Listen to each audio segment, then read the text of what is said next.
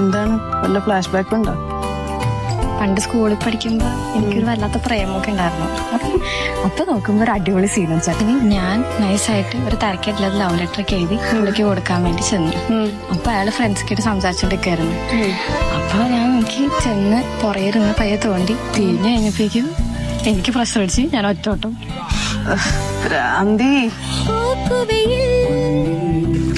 Can you do it again? Yeah, sure.